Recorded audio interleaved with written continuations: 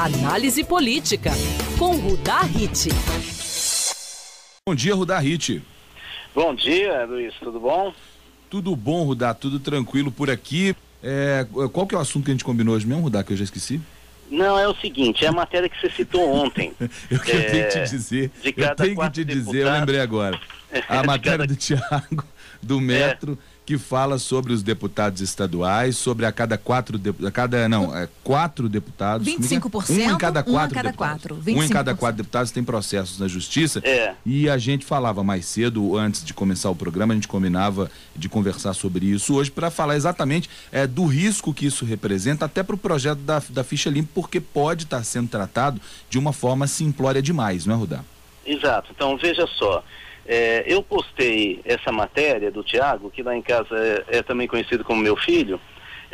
Eu postei essa matéria no meu blog e hoje de manhã eu recebi muitas tuitadas fazendo comentários, inclusive gente de São Paulo, militantes partidários. E o que é que esse pessoal que ficou tuitando, eles faziam observações para mim. Eles diziam o seguinte: olha, Rudá, todo dirigente político conhecido, e inclusive muitos executivos, foram processados, porque a oposição a ele sempre usa desse estratagema para ferir a imagem da pessoa. Essas pessoas que tuitaram para mim, eles têm razão.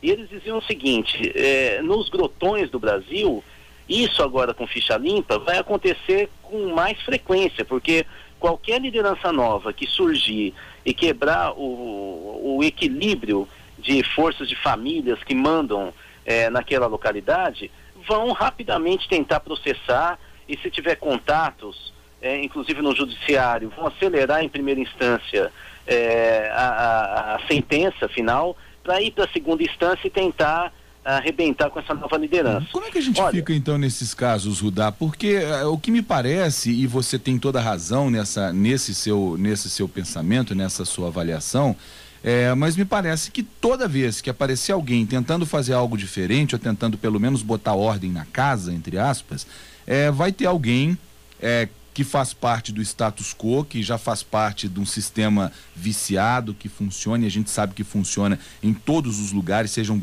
grotões, sejam pequenos, sejam grandes cidades, grandes câmaras, grandes assembleias, e vão tentar fazer com que essa pessoa tenha o nome manchado, para evitar que essa pessoa cresça politicamente. Então, como fazer para a gente, para ter condições de entender esse processo e de transformar esse processo em algo que seja realmente válido para filtrar quem está bom, quem não está bom para a vida pública brasileira?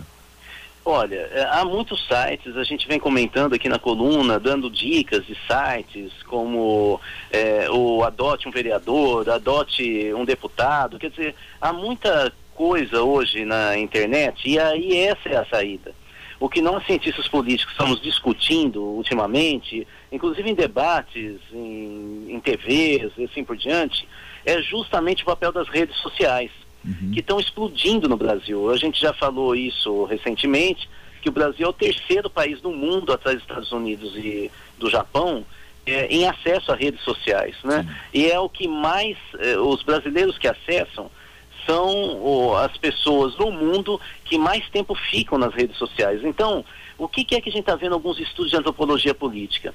É que nos grotões do Brasil não tem mais exatamente os currais eleitorais que haviam, por exemplo, nos anos 50 ou 60. Claro que eles ainda existem, mas eles estão diminuindo muito rapidamente, porque as redes sociais estão entrando principalmente onde não tem banda larga muito potente, através de smartphone, através de celular e às vezes de tablet.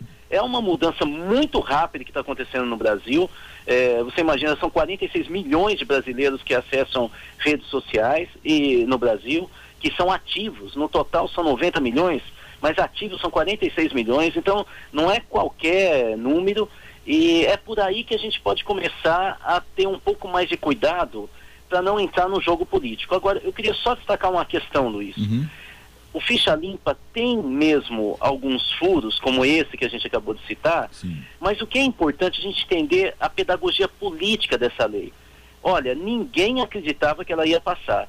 Foi um projeto de iniciativa popular, ou seja, a população, os eleitores que apresentaram o projeto e ele entrou normalmente como se fosse um projeto de um deputado.